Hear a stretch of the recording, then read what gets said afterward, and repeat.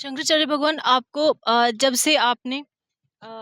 जब से जो लोग कुंभ में आए थे और उनकी मृत्यु हो गई, मतलब जिन लोगों की मृत्यु हो गई, उसके बाद आपने जब ये प्रश्न उठाया तो आपने मुख्यमंत्री जी के इस्तीफे की मांग की थी। उसके बाद से आपको जान से मारने की धमकियाँ मिल रही हैं। तो प्रशासन को इसमें कार्रवाई करनी चाहिए। आपको इस बारे में कोई सूचना है कि कोई कार्रवाई की गई है या नहीं? हमें तो कोई सूचना नहीं है इस बारे में और हमने भी किसी से कोई निवेदन अनुरोध ऐसा नहीं किया है। धमकियाँ तो आती रहती हैं। और अभी बहुत सारी ऐसी फ़ोटोज़ या पुराने डॉक्यूमेंट सर्कुलेट हो रहे हैं, आपका संबंध कांग्रेस से, सपा से, कभी दूसरी पार्टी से, पार्टियों से जोड़ा जा रहा है। कहा जा रहा है कि आपने छात्र जीवन में कांग्रेस के साथ मिलकर के आपने छात्र जीवन में चुनाव लड़ा था, जबकि आपका अखिल भारतीय परिषद से आपने लड़ा था। तो वो सब चीज़ें भी चल रही हैं। एक और आज़म खान के साथ आपकी एक फ़ोटो भी चलाई जा रही है। तो ये सब चीज़ें बहुत ज़्यादा अभी षड्यंत्र शुरू हो चुके हैं। तो ठीक है ना, ये सब ऐसे अभी तो इतना आपने गिनाया, आगे और पता नहीं क्या-क्या निकाला जाएगा। सब निकाला जाए। देखिए, हम हिंदू धर्माचार्य और अभी स्वयं हिंदू धर्माचार्य हैं और इससे पहले जो हमारे गुरुजी महाराज थे, ज्योतिष पीठ और द्वारका शारदा पीठ के जगत गुरु शंकराचार्य, लंबे समय तक हम उनके प्रतिनिधि के रूप में कार्य कर रहे थे। तब भी हम धर्माचार्य थे। तो हमको हर हिंदू से मिलना होता है और हिंदू केवल भाजपा में तो नहीं है। ये जो परिभाषा गढ़ी जा रही है कि जो भाजपा में है वही हिंदू है, बाकी हिंदू ही नहीं है, ये कैसे सच हो सकती है?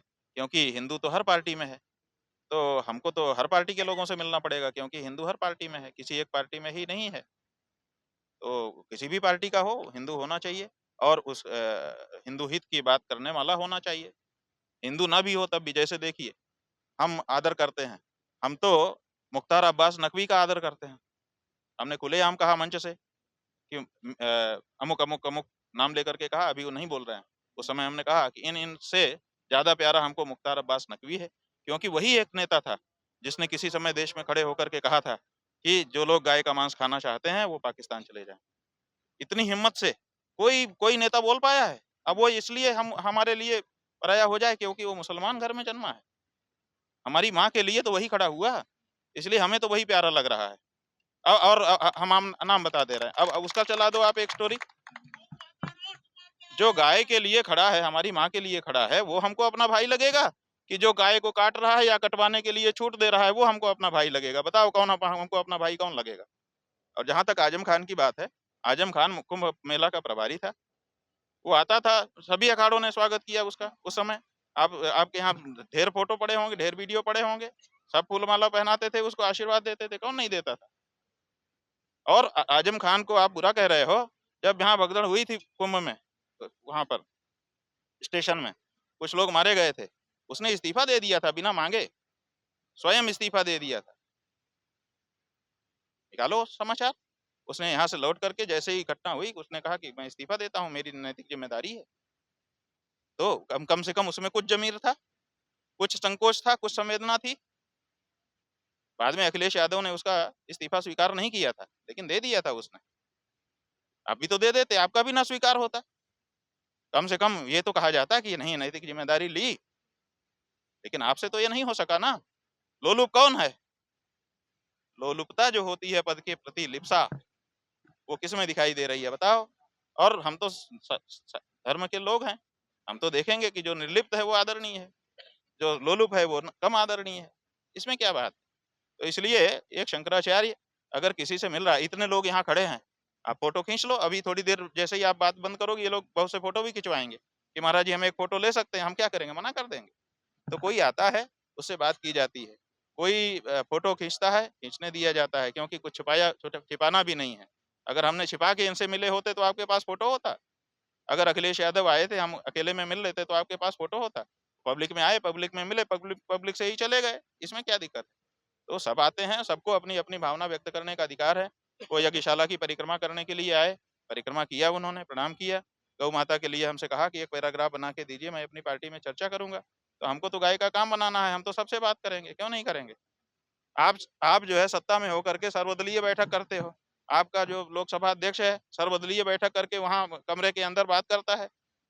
तब तब आप जो है गड़बड़ नहीं हो जाते हो। और एक संत के पास कोई आ गया तो वो फ़ोटो खिंच गया तो वो गड़बड़ हो जाता है। अरे वाह! आपकी दूसरी पार्टी से आपको गाली देने वाले को आप एक पार्टी में ले लेते हो, तुरंत उसके ऊपर कमल छपा वो डाल देते हो और उसके साथ गले से गला मिला लेते हो। 1 सेकंड में वो सही हो जाता है। तब आपके ऊपर कोई आक्षेप नहीं होता है। और हम आप देखो, वो हमको आप देखो, पिछला जो कुंभ हुआ था, पिछले कुंभ में मुख्यमंत्री उत्तराखंड विजय बहुगुणा आया था हमारे मंच पर। हमारे गुरुजी मंच पे विराजमान थे और उसने गंगा जी के संदर्भ में, जैसा हम लोग चाहते थे, बहुत दिन से मांग कर रहे थे, गंगा आंदोलन हम लोग कर रहे थे, उसने घोषणा नहीं की। हमने मंच से उसको भगा दिया था और ऐसा वो भागा था मंच से उतर करके कि अपनी गाड़ी भूल गया, अपने गनर की गाड़ी में घुस गया। हाँ, और सुनिए, अभी आप कुंभ मेला जाइए, जरूर जाइए। कुंभ मेला अधिकारी से कहिए कि पिछले कुंभ का ये लोग एक किताब बनाते हैं। पूरा कुंभ जब बीत जाता है तो इनकी एक किताब छपती है अगले कुंभ के मार्गदर्शन के लिए कि इस कुंभ में क्या क्या हुआ। तो वो पिछले कुंभ की एक किताब छपी है। उस किताब में एक अधिकारी ने लिखा है कि आज मैं अमुक कैंप में गया था, वहां पर उत्तराखंड के मुख्यमंत्री विजय बहुगुणा जी आए थे और उनको जिस तरह से अपमानित करके भगाया गया, एक अधिकारी के नाते मुझे बहुत बुरा लगा। उसने लिखा है, यही शब्द लिखा है, एक सरकारी अधिकारी होने के नाते मुझे बहुत बुरा लगा कि उनको बहुत अपमानित करके भगाया गया। लेकिन एक हिंदू होने के नाते मुझे गौरव भी हुआ कि आज भी हमारे यहाँ ऐसे संत महंत हैं जो राजनेता को उसकी औकात दिखा देते हैं। लिखा है उसने। वो वो वो वो जो विजय बहुगुणा मुख्यमंत्री था, वो कांग्रेस का मुख्यमंत्री था और मंच से डांट करके, फटकार करके, तगड़ा तगड़ा फटकार लगा के हमने भगाया है। और आपके कुंभ मेला की किताब में उसका उल्लेख है। आप क्या बात करते हो? आप हमको कांग्रेस के साथ जोड़ रहे हो? कांग्रेस से पूछो, कांग्रेस से पूछो। वो तो कांग्रेस का क्या है कि जैसे कोई बात ऐसी होती है जो उसको फायदा देने वाली होती है तो वो लोग उसको लपक लेते हैं, कोई भी लपक लेता है। जो बात हमारी ऐसी होगी जो किसी को फायदा देती हो वो लपक लेगा। तो कभी कभी कोई बात ऐसी होती है जो इनके फायदे की होती है तो लपकने लगते हैं। इसका मतलब हम वो थोड़े हो गए, वो हर राजनीतिक दल। आप देखिए, ईसवी सन 15 में हमको वाराणसी में अखिलेश की सरकार में लाठी से मारा गया। उसकी पुलिस ने रात को 1 बजे घेर करके मारा। बहुत लोगों को मारा, हमें भी खूब मारा और लोग भाग गए, बच गए। हम तो भाग नहीं सकते थे, हम तो खड़े थे और दोनों हाथ हमने फैला दिया था, कहा मारिए और मारिए। तो जब हमने मारिए मारिए कहा, तब जाकर के पुलिस वाले मतलब मारने से रुके। तब उनको एहसास हुआ कि हम क्या कर रहे हैं। तो वो वीडियो बन गया किसी पत्रकार के द्वारा और वो वीडियो 25 करोड़ से ज्यादा बार भाजपा दिखा चुकी है। जब देश में कहीं चुनाव होता है तो अभी मुक्तेश्वर आनंद का वीडियो वहां पर वायरल किया जाता है इनके द्वारा। ये देखो, अखिलेश के राज में इतने बड़े मठ में के महंत के साथ जब ये हो सकता है तो आपके साथ कल को क्या होगा, ऐसा कह करके ये लोग भाजपा का प्रचार करते हैं और वोट लेते हैं। जाने कितने करोड़ वोट हमसे, हमारे वीडियो से इनको मिले हुए हैं। हमारा वीडियो दिखाते हैं कि नहीं, पूछ लो इनसे। और नहीं तो मेटा से बात करके निकलवा लो कि कितनी बार वो वीडियो किस किस के द्वारा पैसा दे के कहाँ कहाँ चलवाया गया है। तो जहाँ लाभ लेना है वहां हमारा लाभ लेते हैं ये लोग। हम कहाँ मना करते हैं कि मतलब मत लो, हमने किसी को नहीं मना किया। तो जो बात जिसके मुफीद होती है वो उसका लाभ ले लेता है, लेकिन इसका मतलब ये नहीं है कि हम वो हो गए। हम तो सनातन धर्म के हैं और सनातन धर्म के रहने वाले। बीजेपी और आरएसएस के ही कुछ लोग, मतलब उनको हम पता है कि आरएसएस या बीजेपी से है वो लोग, आपको आपके बारे में कह रहे हैं कि आपने, वैसे तो आपने अखिल भारतीय परिषद से आपने चुनाव लड़ा था छात्र राजनीति में, तो उसको ना बता करके आपका उस समय की घटना को वो कांग्रेस से जोड़ के देख रहे हैं, तो उस समय की घटना के बारे में सवाल ये है कि उस समय का कुछ प्रमाण भी तो दिखाएं। का, कांग्रेस की जो छात्र इकाई है एनएसयूआई, उसके कुछ कार्यकर्ता हमारा प्रचार कर रहे हो, फोटो हो, अखबार में निकला हो कि एनएसयूआई का कार्यकर्ता जीत गया, इस पद पर चुनाव लड़ा, या लड़ने का या जीत जाने का। अखिल भारतीय विद्यार्थी परिषद का तो सब छपा हुआ है कि अखिल भारतीय विद्यार्थी परिषद के कैंडिडेट ने सफलता प्राप्त की। तो कुछ प्रमाण भी तो देना चाहिए। ये बिना प्रमाण के झूठ बातें खूब बहुत सारी फैलाते रहते हैं। क्यों? क्योंकि वो हमारी जो सही प्रश्न है उनका उत्तर नहीं दे पाते हैं, तो इसीलिए उठाते रहते हैं। अब हम उसके लिए क्या कर सकते हैं? अफ़वाह जो है फैलाना इनका मतलब सबसे बड़ा हुनर है। आप लोगों को याद हो, एक बार इन्होंने गणेश जी को दूध पिला दिया था पूरे देश में। तो बाद में आप लोगों ने विश्लेषण किया, लेख छापे कि ये आखिर ये कैसे हुआ? गणेश जी कैसे दूध पीने लगे? तो फिर अंत में निकल कर के आया कि अमुक संस्था ने चेक करना चाहा था कि हमारी बात कितना दूर तक जनता में जाती है, इसके लिए ये उनकी योजना थी। तो इनके अफ़वाह फैलाने में नंबर 1। और इसीलिए देखिए ना, आदित्यनाथ योगी का हमने क्यों हमको दुःख हुआ? क्यों हमने कहा? उन्होंने बार-बार यही शब्द लिखा, अफ़वाह, अफ़वाह, अफ़वाह पर ध्यान न दें। लोगों की जो श्रद्धालुओं की मौत है, उनके लिए अफ़वाह, अफ़वाह पर ध्यान न दें, अफ़वाह पर ध्यान न दें। तो ये जो इतनी श्रद्धालुओं की दारुण मृत्यु को अफ़वाह कहना, इसकी चोट हमारे हृदय में है। अब कोई ना समझे बात अलग है, लेकिन हमने तो अपना बात कह दी। गुरुदेव, अभी एक घटना सामने आई है कि 30 तो बताया गया था आंकड़ा मुख्यमंत्री के द्वारा कि इतने लोगों की मृत्यु हुई है भगदड़ में, लेकिन 54 नंबर पे एक महिला का शव जो है वो मिला है, और मतलब और भी संख्या हो सकती है। तो अभी बहुत से लोग भटक रहे हैं मेले में अपने परिवार वालों को ढूंढने के लिए। वो कह रहे हैं हमें कुछ नहीं चाहिए, मुआवजा नहीं चाहिए, हमें बस हमारे परिजन जो भी है उनका शव दे दीजिए ताकि वो उनका सही तरीके से संस्कार कर सके। तो इसमें एक प्रश्न ये भी है कि इस तरीके से यदि किसी व्यक्ति की मृत्यु होती है, क्या वाक़ई में मोक्ष मिलते हैं या कुछ और होता है उनकी आत्मा के साथ? देखिए, बात ये है कि पहले ही हमने ये बात आप लोगों के माध्यम से बताई है कि हमको पत्रकारों ने व्यक्तिगत रूप से मोर्चरी का छुपा फ़ोटो दिखाया था। सफ़ेद-सफ़ेद जो कपड़े में ऊपर और नीचे गाँठ बाँध करके, 2 गाँठ लगा करके जो जिस तरह से शवों को रखा गया था वहाँ पे, और हर शव के ऊपर काले पेन से गोला खींच करके नंबर लिखा गया। तो हमने बताया कि 30 से आगे के बहुत सारे नंबर के फ़ोटो दिख रहे हैं उसमें समूह फ़ोटो में। आप उसको ज़ूम करके ऐसे जब फैला करके देखते हैं, अलग-अलग 30 से ऊपर के कई नंबर दिखाई दिए। तो ये तो कोई बात नहीं है, किसी से छुपा नहीं है। दूसरी बात ये है, कि ये जो बात कही गई कि यहाँ पर जो मरे उनका मोक्ष हो गया, तो हमने भी शास्त्रों को देखा था कि भाई इसमें शास्त्र क्या कहते हैं। और यहाँ पर हमने परम धर्म संसद में विद्वानों से आपस में चर्चा भी करवाई थी कि भाई चर्चा करो, बताओ, क्या ये जो घटना हुई और इसमें जो मर गए उनका मोक्ष हो गया? तो उसमें ये निकल कर के आया कि जब हम किसी उद्देश्य को लेकर के आगे बढ़ते हैं, अगर वो हमारा उद्देश्य अच्छा उद्देश्य हो, सत सत सत्संकल्प हो, तो अगर हम उस काम को पूरा ना कर पाएँ तब भी हमको फल मिल जाता है। जैसे हम घर से निकले कि गंगा नहाएँगे और गंगा नहीं नहा पाए किसी कारण से, तो हम गंगा नहाने निकले थे तो गंगा स्नान का हमको पुण्य मिल जाएगा। तो इसलिए वो जो श्रद्धालु थे, जो गंगा स्नान पुण्य दिन में करने आए थे, उनको संकल्प था मन में कि हमको ये हम इसके लिए निकले हैं। तो वो तो नहीं कर पाए बेचारे, मजबूरी हो गई, मृत्यु हो जाने के कारण। लेकिन वो फल उनको मिल जाएगा क्योंकि शास्त्र में यही नियम है। तो उनको पुण्य पर्व में गंगा, यमुना की धारा में स्नान का, संगम स्नान का फल मिलेगा। ये तो शास्त्र के अनुसार तय हो। अब जहाँ तक मृत्यु की बात, मृत्यु में लिखा हुआ है कि ये वही तन्वम विसृजन्ति धीराः, माने जो अपना प्राण छोड़ेंगे, प्राण छुड़ा लिया जाएगा वो नहीं, छोड़ेंगे और छुड़ा लिया जाना। देखिए दान जो है, दान शब्द है और चोरी शब्द है। दान और चोरी में अंतर क्या है? दान और चोरी में अंतर ये है कि दान जो है, जिस वस्तु का जो मालिक, जैसे ये चश्मा हमारा है, इस समय हम इसके मालिक माने जा रहे हैं। ये मालिकाना हम आपका करा दें, ये लो बहन ये लो, अब आज से तुम्हारा। जैसे ही हमने अपना दावा छोड़ा और आपका मालिकाना इस पे करा दिया, ये दान हो गया। और यहाँ हमने रख दिया और बात कर रहे थे तब तक धीरे से आपने उठा लिया। तब मालिकाना क्या हुआ? मालिकाना एक तरह से चला गया, लेकिन दान नहीं हुआ। क्यों?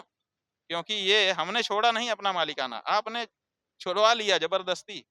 ज़बरदस्ती छुड़वा लेने से ये दान नहीं हुआ, ये चोरी हो गई। उसी तरह से अगर कोई यहाँ आए कि मैं प्रयाग में अपने मोक्ष की कामना से प्राण त्यागता हूँ, और वो प्राण त्याग दे, तो उसको मोक्ष मिल जाएगा। लेकिन वो प्राण त्यागने आया ही नहीं है, वापसी की टिकट लेकर के आया है। घर वालों को कह के आया है कि आता हूँ, हैं? और यहाँ पर जब उसके प्राण आप ले रहे हो तो पूरी ताकत लगा रहा है, हाथ मार रहा है, पैर मार रहा है, चिल्ला रहा है, और फिर भी आप उसके प्राण ले रहे हो और कह रहे हो मोक्ष हो जाएगा, कैसे हो जाएगा? तो इसलिए जो यहाँ पर बलपूर्वक मार दिए गए, जबरन मार दिए गए, उनका मोक्ष तो नहीं हो सकता। उनको गंगा स्नान का, संगम स्नान का फल उस दिन का ज़रूर मिलेगा क्योंकि उसी के लिए वो आए थे। और जिन लोगों ने मारा है, उनको पाप लगेगा मारने का, ठीक है? भले गैर इरादतन हत्या का हो। और हम एक बात और कहना चाहते हैं, बल्कि हम कानूनविदों से बात करेंगे कि रास्ता चलते में एक्सीडेंट हो जाता है, 2 गाड़ियाँ आती हैं ऐसे और टकरा जाती हैं, कई लोग मर जाते हैं। कितने एक्सीडेंट होते हैं। लेकिन जहाँ भी एक्सीडेंट होता है, तुरंत हाईवे पेट्रोल की पुलिस आती है, मुकदमा दर्ज करती है और जिसके द्वारा मारे गए हैं, उसके ऊपर मुकदमा होता है, भले गैर इरादतन हत्या का मुकदमा होता है। मुकदमा चलता है, सज़ा होती है, उसका भले कम सज़ा हो, लेकिन सज़ा होती है। यहाँ पर जो लोग मार दिए गए, उनके खिलाफ अभी तक मुकदमा दर्ज नहीं हुआ है। गैर इरादतन हत्या का मुकदमा दर्ज होना चाहिए था कि नहीं होना चाहिए था? यहाँ की पुलिस को मुकदमा दर्ज करना चाहिए था कि नहीं करना चाहिए था? अभी तक कुछ बताया नहीं गया। आप लोगों ने भी नहीं पूछा पुलिस से कि कितने लोगों की हत्या का, कितने लोगों के ऊपर वो लिखते हैं कि असंख्य अज्ञात लोगों के ऊपर मुकदमा दर्ज किया जाता है। तो वो उसका कोई अभी तक आप लोगों ने भी दरियाफ्त नहीं किया, वो भी नहीं कर रहे हैं। कुछ घटनाएँ तो पुलिस ने सामने से छुपाई है। झूसी में जो घटना हुई थी, डीआईजी ने साफ इनकार कर दिया कि नहीं-नहीं, हमें किसी ने सूचना नहीं दी। जबकि वहीं से पुलिस वालों ने मदद माँगी थी कि बैकअप चाहिए लोगों को बचाने के लिए। तो पुलिस तो बहुत सारी घटनाएँ खुद भी छुपा रही है। ठीक है ना? तो वो छिपा रही है, पुलिस क्यों छिपा रही है? पुलिस को घटना छुपाने में कोई इंटरेस्ट नहीं है, ये जान लीजिए। पुलिस की समस्या क्या है कि वो नेताजी के अधीन है। अगर वो उनका आदेश नहीं मानेगी तो तबादला कर देंगे। ऐसे विभाग में भेज देंगे जहाँ पर सम्मान समाप्त हो जाएगा, काम करने की जो क्षमता है वो खत्म हो जाएगी, अपमानित महसूस कराया जाएगा, ये सब कर देंगे। तो पुलिस इसलिए मजबूर है। पुलिस जो है नेताजी के अंडर में आती है क्योंकि नेताजी के पास ये अधिकार हैं, उनकी ट्रांसफर पोस्टिंग के। तो इसलिए वो सोचते हैं कि जैसा हमको आदेश है, उनको कहा गया कि लिपो-पोतो तो लिप-पोत रहे हैं, क्या करेंगे? उनका क्या दोष है? दोष जी। जो जिसका है देखिए हमारा शास्त्र कहता है कि राम जी के समय में ये बात आई थी। जब कुत्ते को सन्यासी ने डंडा मार दिया और कुत्ता मुकदमा लेके गया तो अ, पूछा राम जी ने कि दोष किसका है? कहा कि दोष जो है, जो कर्मचारी का दोष है, वो मालिक का दोष माना जाता है। तो इसलिए कर्मचारी का दोष मालिक का दोष माना जाएगा। ऐसे में जो दोषी था उसके बारे में हम लोगों ने पहले ही कहा कि इसके ऊपर एक्शन किया जाए। नहीं किया गया तो जो उसके ऊपर वाले हैं वो दोषी हैं कि भाई उन्होंने नहीं किया, इसका मतलब वो भी मिले हुए हैं।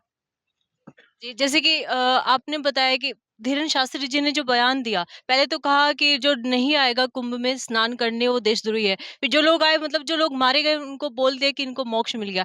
तो ऐसे वक्तव्य देने वाले धीरेन्द्र शास्त्री जी और उनके जैसे अन्य लोगों को क्या पाप लगेगा इस चीज़ में? अच्छा ये बताइए कि जो नहीं आया वो तो देशद्रोही है आपकी नज़र में। जो आ रहा था और उसको बीच ही में मार दिया आपने। वो जो मारने वाले हैं या उन मारने वालों का जो सरगना है या जो मुखिया है, जो भी शब्द कहो, वो क्या वो दोषी नहीं है? आज तक उसके बारे में आपके मुख से एक शब्द नहीं निकलता है। आप धर्म के अनुसार विचार करो। कहीं न कहीं धर्म का क्षेत्र है आपका। आप जो है राजनीतिक नहीं हो। आप किसी राजनीतिक दल के जैसे धीरेन्द्र शास्त्री जी जो हैं, अभी तक तो हमने नहीं सुना कि वो किसी राजनीतिक पार्टी के मेंबर हैं। उन्होंने उसी पर ये बयान दिया है कि इन लोगों को तो मोक्ष मिल गया। आपने कहा ना कि उन्हें कहना नेता या जो अथॉरिटी है उनके बारे में चाहिए था, लेकिन उन्होंने ये कहा कि जो मर गए उनको तो गंगा जी के किनारे उनको तो मोक्ष मिल गई। वो बयान इसी परिप्रेक्ष्य में उन्होंने कहा है। नहीं देखिए, अगर वो सर्टिफ़िकेट दे रहे हैं कि इनको मोक्ष मिल गया, तो उसको उनको बताना पड़ेगा, कि इन-इन शास्त्र वचनों से क्योंकि प्रत्यक्ष में कोई ऐसा मैकेनिज़्म नहीं है, कि पता चले कि कौन मर के मुक्त हुआ और कौन नरक में चला गया और कौन कहाँ गया। ये धर्मशास्त्र ही बताता है, कि मृत्यु के बाद एक स्वर्ग है, एक नरक है और एक मोक्ष है। तो ये तीनों चीज़ों के बारे में धर्मशास्त्र कहता है। तो धर्मशास्त्र में वो बात बताई गई है कि इन-इन कारणों से इस व्यक्ति का मोक्ष होगा। तो उस धर्मशास्त्र के अनुसार सिद्ध करें। पंडितों की मदद ले लें, कुछ पंडितों की सभा बुलाएँ अपने यहाँ, उनसे बैठ कर के शास्त्र की पंक्ति निकालें जिसमें ये कहा गया हो कि बलपूर्वक कोई धर्म कार्य करने जा रहा हो, उसको कोई मार दे, तो उसको मोक्ष हो जाता है। ये तो एक तरीके से अफ़वाह ही फैलाना हुआ, लोगों को बोलना कि उनकी मोक्ष होगी। तो नहीं, नहीं, केवल अफ़वाह फैलाना नहीं बहन, ये एक गलत परंपरा डालना है। आज के बाद अगर ये बात स्वीकार कर ली जाएगी, जैसे हम खंडन कर रहे हैं, क्यों बलपूर्वक कर रहे हैं? उनके धर्म धीरेन्द्र शास्त्री के लिए नहीं कर रहे हैं। हम क्या देख रहे हैं कि ये नज़ीर बन जाएगा। नज़ीर क्या बनेगी कि मार दो, मोक्ष हो जाएगा। तो फिर यहाँ पर जाने कितने लोगों को भविष्य में जब-जब भीड़ होगी लोग मार देंगे। वो कहेंगे कि चलो 2 पुण्य ले लेते हैं। एक तो गंगा स्नान का पुण्य और लोगों को मोक्ष देने का पुण्य। तो जैसे ही निकलेंगे कचरते हुए चले जाएँगे कि भाई हम मोक्ष देने का पुण्य फ्री में मिल रहा है क्यों ना ले लें। क्या ये ऐसी परंपरा निर्मित होते देना चाहिए? जो ये बात है धर्म हमारी चिंता इस बात की है कि यही गलत चीज़ परंपरा ना बन जाए। उनको बहुत लोग फ़ॉलो करते हैं और बहुत सारे अन्य धर्माचार्य भी इसी चीज़ में शामिल हो गए। तो ऐसे धर्माचार्यों पर क्या दोष उनको लगेगा जो इस तरीके की गलत परंपरा को बढ़ावा दे रहे हैं? हमारे यहाँ कहा गया है, अनुमंता विशेषिता, माने एक पूरा वाक्य है। उसका तात्पर्य है कि जो गलत कार्य का समर्थन करता है, वो भी उस पाप का उतना ही बड़ा भागीदार हो जाता है, वो भी हत्यारा हो जाता जी। और अभी आपने कहा कि इस पर कोई एफआईआर वगैरह नहीं हुई है, जो लोग मारे गए हैं, अज्ञात के नाम पर भी नहीं हुई है। तो क्या धर्म सभा, क्या आप, क्या शंकराचार्य जी सभी मिलकर इस पर कोई कानूनी, कोई लीगल कुछ कार्रवाई करने का आप लोग सोच रहे हैं कि अपनी तरफ से कोई मुकदमा डालें? है। नहीं, हम यही सोच रहे हैं कि अज्ञात लोगों के खिलाफ इतने लोगों के मारे जाने का जो मुकदमा है, वो पंजीकृत होकर के विवेचना उसकी होनी चाहिए।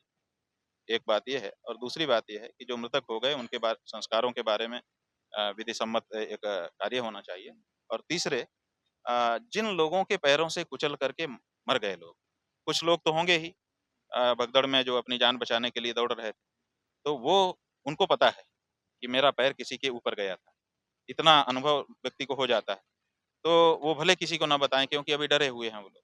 लेकिन हम उनसे कहना चाहते हैं कि आप उसका प्रायश्चित जहाँ पर हो, धर्मशास्त्र के अनुसार करो, क्योंकि अनजाने ही सही किसी की मृत्यु का कारण आप बने हो, आपको भी दोष लगा हुआ है। तो आप भी इस बारे में धर्मशास्त्रियों से चर्चा करो। अपना नाम बता के भले मत करो, लेकिन धर्मशास्त्रियों से पूछो कि अगर किसी से ऐसा हो गया हो, तो उसको क्या करना चाहिए? और धर्मशास्त्री जो बताए, फिर उसको स्वयं से कर लो। डर है आपको तो पब्लिक में भले मत करो, लेकिन यमराज का तो कैमरा तो सब जगह लगा ही रहता है ना, वो तो रिकॉर्ड हो गया। चित्रगुप्त तो रिकॉर्डिंग कर चुके। अब अगर वहाँ कहोगे नहीं मैंने किसी को नहीं मारा, तो वो दिखा देंगे कि तूने नहीं मारा, लेकिन तेरे से मारा गया है, तू कारण बना है, इसलिए तेरी भी बात है। तो ऐसी परिस्थिति में जिन लोगों से ये हुआ है, उनको भी अपने-अपने क्षेत्र में जो हिंदू धर्म के अच्छे धर्मशास्त्री हैं, उनसे प्रायश्चित पूछ करके वो प्रायश्चित कर लेना चाहिए, ताकि उनके ऊपर वो पाप रह ना जाए। महाराज जी, हर स्टेट से लोग आए थे। जैसे बिहार से बहुत सारे लोग मारे गए, तेलंगाना से मारे गए। तो वहाँ की सरकारें, वहाँ के नेताओं ने भी अपने यहाँ के नागरिकों के हक में कोई यहाँ पे सवाल नहीं उठाया। सत्तारूढ़ पार्टी से सवाल नहीं पूछा है कि हमारे यहाँ के नागरिक कुंभ में गए थे, वो मारे गए। उस पे आपका क्या कहना है? कोई राजनीतिक दल या कोई सरकार किसी भी स्टेट की बोल नहीं रही है इन मृत्युओं पर। इसका मतलब है कि राजनीतिक दलों में अब वो संवेदना नहीं रही, जिस संवेदना के लिए हम उनको अपना अभिभावक बनाते थे, चुनते थे। हम समझते थे कि अभी हमारी देख-रेख करेंगे, हमारे सुख-दुख में खड़े रहेंगे। तो अब वो केवल हमारे द्वारा कार्ड भेजे जाने पर थोड़ी देर के लिए आ जाते हैं कि भाई आके खड़े हो गए, फ़ोटो-वोटो खिंचवा लिया। वो दिखावा होता है, वास्तव में वो अपना परिजन हमको नहीं समझते हैं। ये बात समझ में आ गई। इसलिए अब हम ये कहना चाहते हैं कि अब इस बारे में सचेत होना चाहिए कि क्या हमको अपने दुख-सुख में इनको बुलाना चाहिए कि नहीं बुलाना चाहिए। अगर ये केवल दिखावा करते हैं तो कोई फ़ायदा नहीं है, और अगर ये सचमुच हमको अपना परिवार मानते हैं, तो ऐसे समय में भी हमारे लिए चिंतित होते, खड़े होते। गुरुदेव भगवान, लास्ट मेरा प्रश्न है आपसे क्षमा मांगते हुए। आपका जो बहुत सारे लोग हैं जो जैसे कि बीजेपी में या आरएसएस में काफ़ी बड़े-बड़े विद्वान या फिर अ, हमारी उसमें यानी कि पत्रकारों में भी हैं। वो क्या करते हैं, नकली जो शंकराचार्य हैं उनका प्रचार करते हैं और आपके विषय में कहते हैं कि उनकी बजाय, आपके बजाय वो असली शंकराचार्य हैं। आपने आपकी टीम ने इस पे केस भी डाला था। क्या उन पर कोई अभी आगे आप लोग कार्रवाई कर रहे हैं? नहीं? ऐसा है कि 1 लाख लोग सोने को लोहा कहें, तो सोना लोहा हो जाएगा? हाँ? नहीं होगा। 1 करोड़ लोग कहें तो, 1 अरब लोग कह दें तो, हो जाएगा? तो ये दुनिया कहती रहे, असली तो असली ही रहेगा और नकली तो नकली ही रहेगा। इसलिए किसी के कहने से कोई फ़र्क नहीं। देखिए, एक राजा के दरबार में मुकदमा आया, एक लड़का था छोटा-सा, और 2 महिलाएँ लड़ती हुई आ गईं कि वो कहती थी ये मेरा बेटा है, वो कहती थी ये मेरा बेटा है, और सबके पास प्रमाण था। सब जो है वो माता बनने की उम्र वाली थी, जिसका उनका बच्चा हो सकता था। सबके पति थे, वो कहते थे नहीं ये मेरे द्वारा ही जन्माया गया है, इसी महिला का है, और दूसरे उनके फ़ोटो-वोटो भी थे गोद में उठाए गए। अब बड़ी मुश्किल हो गई राजा के सामने, उसने कहा अब कैसे निर्णय करें? तो उसने कहा ठीक है भाई, दोनों का बलाबल बराबर निकलता है, इसलिए मैं आदेश करता हूँ कि दोनों का बेटा है। तो लोगों ने एक दूसरे का चेहरा देखा कि साहब कैसे होगा? दोनों का बेटा है तो कैसे किसके पास जाएगा? कहा कोई बाधा नहीं है, आरी मँगवाओ, चीर दो लड़के को, और चीर करके आधा इसको दे दो, आधा इसको दे दो, बराबर का हिस्सा हो जाएगा। तो एक महिला खड़ी हो गई अपनी जगह से, बोली नहीं नहीं नहीं ऐसा मत करिए, हमारा बेटा नहीं है, हम स्वीकार करते हैं। बोले खड़ी हो जाओ, अभी तक तो तुम कह रही थी तुम्हारा बेटा है। कहा नहीं, मैं गंगा जल उठा रही हूँ, मैं जमुना जल उठा रही हूँ, मैं ये कर रही हूँ, मैं सबकी शपथ ले रही हूँ, मेरा सत्यानाश हो जाए, ये मेरा बेटा नहीं है, मुझे जो सजा देनी है दे दो। राजा ने कहा अब रुक जाओ, अब फिर मेरा मेरा निर्णय बदल रहा है। कहा क्या? उसने कहा कि इसी का बेटा है। तो लोगों ने पूछा कैसे ये आपने तय कर दिया? कहा इसको पीड़ा है, जब हमने चीरने के लिए कहा तो इसको पीड़ा हुई, जिसका बेटा होता है ना उसे कोई पीड़ा होती। तो ऐसे ही असली जो होता है उसको पीड़ा है, और जो नकली है उनको काहे की पीड़ा है? उनको तो चढ़ोतरी चढ़वाना है, उनको तो अपना काम करवाना है। महाकुंभ में महाराज जी आपका प्रवास अभी तक कब तक है और जो लोग आना चाहें आगे और कौन से कार्यक्रम रहेंगे अभी यहाँ कब ऐसा है तक? कि पूर्णिमा तक हमारा गौ प्रतिष्ठा महायज्ञ यहाँ पर चल रहा है। 324 कुंड का विशाल यज्ञ मंडप बना करके हम यहाँ पर गौ माता के प्राण और उनकी प्रतिष्ठा की रक्षा के लिए यज्ञ कर रहे हैं। आप लोगों ने उसको देखा होगा, कवर किया होगा, नहीं किया हो तो कर लीजिए। उसकी पूर्णाहुति पूर्णिमा के दिन है, वो पूर्णाहुति करके तब हम आगे चले जाएंगे। इंडस फिक्स डेली के प्रश्न देने के लिए आपका बहुत बहुत धन्यवाद महाराज जी। ऐसा जी। है कि ये जो इंडिया स्पीक्स डेली, यही ना, ये चैनल है, इसमें जो संदीप जी हैं, हमने उनको कई बार सुना और एक दो बार तो हमसे मिले भी हैं वो। तो वो कहते हैं कि no left no right, only sanatani voice. ये जो सनातनी वॉइस है ये बहुत महत्वपूर्ण है, इसलिए क्योंकि अब ये बंद हो गई है। पॉलिटिक्स में हिंदू वॉइस है, लेकिन सनातनी हिंदू वॉइस नहीं है। हिंदू कई तरह के हैं, तो हिंदू वॉइस है लेकिन सनातनी वॉइस नहीं है। तो वो जो सनातनी वॉइस है उसी को लाउड करने का काम हम भी कर रहे हैं, और उसी को लाउड करने का काम आपका चैनल कर रहा है, और इसीलिए ज्यादा रिलेट कर पाते हैं हम इस चैनल से। बहुत बहुत धन्यवाद, बहुत बहुत धन्यवाद।